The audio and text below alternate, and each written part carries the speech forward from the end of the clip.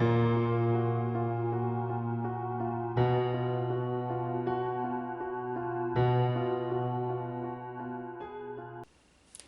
guys, it's me again, Eric here at Mountaintop 9, and tonight I want to talk about a film called Bloodstalkers. It was directed by a guy named Robert W. Morgan and released in 1976. Now, this movie, the first thing that drew me in about it, as I've said in many reviews about horror films, the first thing that will catch your eye about this film is the cool cover art that was slapped on the clamshell and released by Vidmark Entertainment. Alright? Now, they put this clamshell on the shelves back in 1986, and I'm sure a lot of people, you know, when they gazed at this monstrosity right here, were like, man, I gotta see that. That looks sensational as fuck. Just look at it. You got a guy sitting there, and there's a woman laying on a table, and she's got an axe right in her fucking chest. I remember when I worked at a video store called Video Varieties back in the mid-2000s, alright? Early and mid-2000s. I worked with a guy, right? And we had this movie out on the shelves, and I hadn't watched it yet. And we were standing behind the counter, and he told me, he was like, you gotta watch this movie called Bloodstalkers. He was like, there's a scene in the movie where these guys take a woman and they put her on a table and they take a chainsaw and they cut her in half. They just cut her right the fuck in half. It's really gory and sick.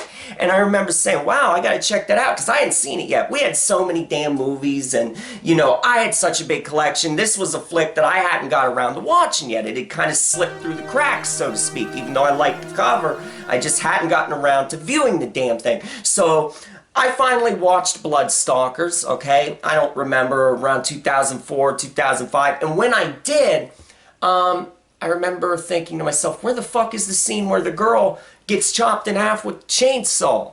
Well, needless to say, that scene isn't in the damn movie. Now, there is some gore, there's some blood thrown around at the end.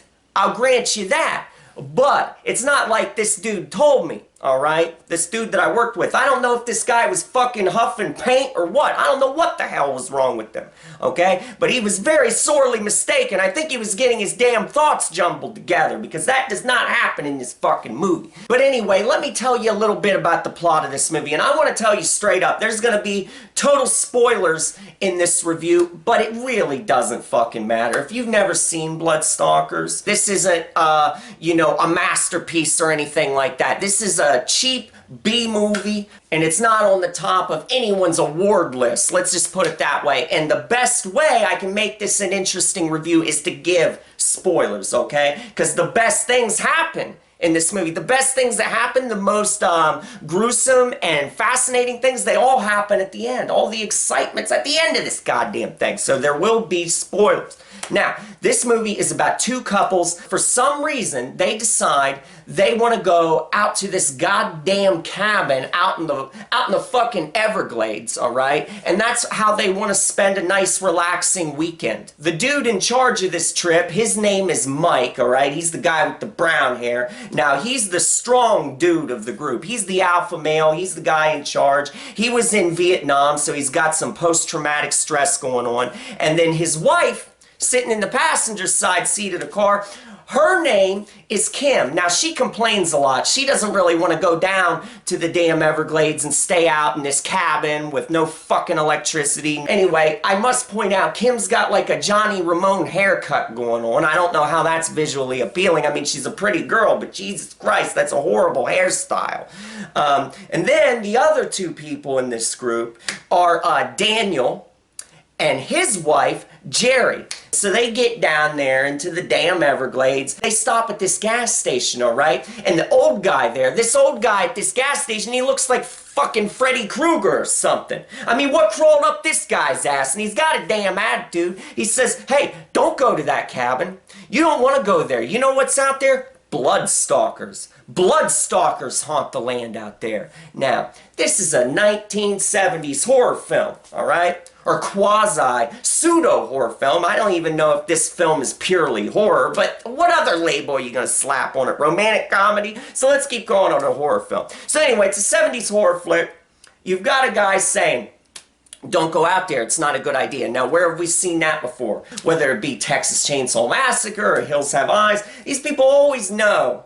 They're always warned ahead of time that they don't want to venture down that road, or they don't want to, take that fork in the road, but they never listen. So they go ahead and go. They get to this ugly, dusty-ass cabin. I mean, that place looks like shit. It looks like termites holding hands. Just an ugly monstrosity. Would you want to spend your weekend in that? Would you want to go sit in the bathroom with that and sit on the commode and fill it with shit? Do you think the plumbing even works? Hell no. But anyway, after they get into the cabin, this is where the movie just grinds to a halt. Because now we have a bunch of stupid, dramatic scenes where these couples are just fucking whining to each other. But it finally speeds up. Once you get to the last, I want to say 25 minutes or so, that's when things start to turn and escalate into more of a horror film, alright? These two couples are under attack by some type of force. We don't know what it is. All we've heard is that Bloodstalkers roam this area. What happens is Mike tells the three, he tells the two girls and he tells Daniel, he says, you guys, you stay here at the cabin. I'm gonna go for help, alright? I've gotta find a phone because Jerry's hurt and she needs medical attention. While he's gone, the Bloodstalkers attack. We see this weird, dark, hairy face. It looks like it has sharp teeth. It's kind of creepy looking. This is where the movie really makes a good impression on me, and I want to point this out very clearly. The whole time you're watching Bloodstalkers, up to this point in the film, you're thinking to yourself, oh, this is a kind of a lighthearted, Scooby-Doo type horror film, okay? You don't take it real seriously in the sense that it's not an intense film. This isn't a confrontational movie that gets in your face and kind of forces it down into the filth and into the muck. That isn't the type of movie this is. So when Mike finally gets back to that cabin, what he finds really shocks you. Because you're expecting Mike to get back there and you're expecting that Daniel and the two women, you imagine in your head that they probably, fought off the intruders. They fought off the Bloodstalkers and they're gonna be all right. But no, Mike gets back to that cabin and when he walks in, they're all dead. Okay? Jerry's hanging upside down. Her throat's been cut and the blood is drained down onto the ground below her. You've got Daniel over in the corner and he's impaled right through his throat. And then you see Mike's wife, alright? His wife is laying on a fucking table and she's got that axe right through her. Just like on the cover of the VHS tape.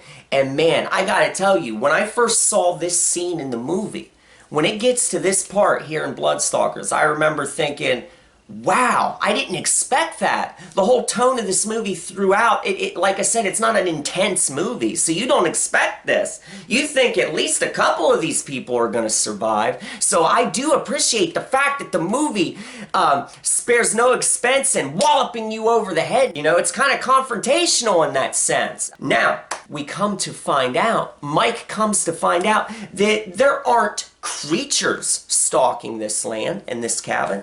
That's not what's going on here at all. It's not supernatural forces. It's not Bigfoot or anything like that. Alright? There ain't a damn Loch Ness monster floating out in that damn bayou coming up and eating people. Nothing like that. No, what it is, that Freddy Krueger looking motherfucker back at the gas station, that piece of shit? Well, him and some of his kinfolk, alright, they use that cabin to store shit, like they're poachers, okay? They kill snakes and skin them and sell the skins and other kind of contraband. So that's why he was saying, don't go to that cabin. That's why he warned these dumbasses not to go there in the first place. Well, they went ahead and went. So, the old man, he told his family, he told the dudes he works with, he said, go there and kill those bastards. So that's why his family, they were dressing up in costumes. That's why you saw that monstrous looking face and why you saw the hairy arm. It's because those dudes were wearing costumes. But anyway, so Mike finds that out and he takes revenge on these bastards. And he kills them in the same fashion that they did to his friends and to his wife. He takes a sickle and kills one. He rams an axe through the stomach of another dude. I mean, he gets back at him. He takes total revenge on these bastards. Kind of reminds me of like Rambo or something like that. You know, like the first one, First Blood. It's kind of got that same type of tone, you know, because just like Rambo, Mike is also a Vietnam veteran, so he's kind of got a scarred past. He's being confronted by people who are just being total douchebags to him, and he takes his revenge. I kind of like that, but at the end it's really sad, because here Mike is, he's gotten revenge on these people, but does it really offer any closure? Does it make things any better? I mean, I'm glad he fucking took those bastards out. They definitely deserved it, but poor Mike, his wife is dead. So you really feel for him as he's walking out of town and just walking up the road, and as the credits come on the screen, you know, there in the final closing seconds, you really do feel for Mike. It's kind of a sad ending. So I like the turn that this movie takes. Now, is the movie paced very well? No. Not at all. The whole middle section of this movie just really drags. Way too much stupid melodramatic bullshit. The day for night scenes in this movie, it's very hard to see what the fuck is going on. That's supremely irritating. I already have a disdain for day for night, and you see that in a lot of cheap, you know, like 70's movies. They would use day for night a lot, and you know, some movies would utilize that, and they're still really good films. You know, a movie that pops to mind right away is the film Night of the Seagulls. If you've ever seen that, it's in the Blind Dead, you know, series of films. You know, that movie uses a lot of day for night type stuff, but it's still a really good atmospheric movie. Bloodstalkers uses day for night, and it's just, you can barely see what the hell's going on anyway. So that's really, I like to be able to see what the fuck is going on in a movie, okay? They would have just been better off going out and shooting these nighttime scenes in actual nighttime and just stringing up a few lights. You probably would have been able to see better than this day for night shit. I can't see what the hell's going on. So that kind of ruins the atmosphere a little bit. If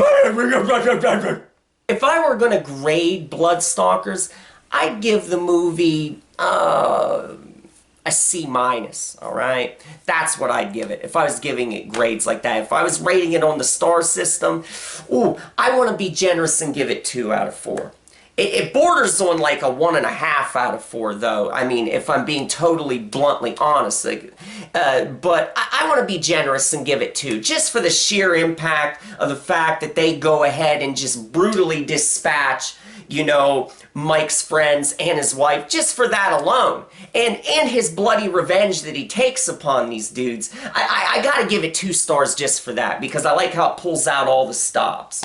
So yeah, guys, to sum up this review, Bloodstalkers is the perfect movie to watch if you're just in the mood for something that's on the bad side. This isn't a good movie. It's, I think the most enjoyable thing about it, once again, is when you get to that ending half, alright, when you get to the last 25 minutes or so, when the violence finally escalates and you get kind of a Rambo type payoff, you know? It kind of has that First Blood type feel where you really feel bad for the main dude. Put it on late at night when you just want to relax, when you're not in the mood to watch something like The Expendables Part 3 or Jurassic World. You know, if you want to take a break from some big budget type stuff, from stuff that moves quickly edited, you know, just rammed down your throat, all that shit. You want to take a break from all the explosions and all the machine guns and all the fast-paced shit. This is the type of movie that takes you back to the 70s, back when they took a really leisurely pace with these, you know, cheap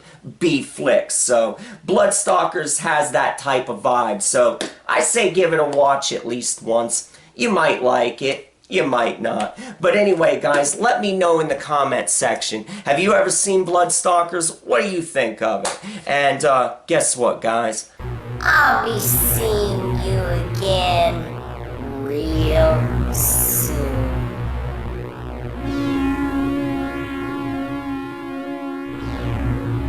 Brr.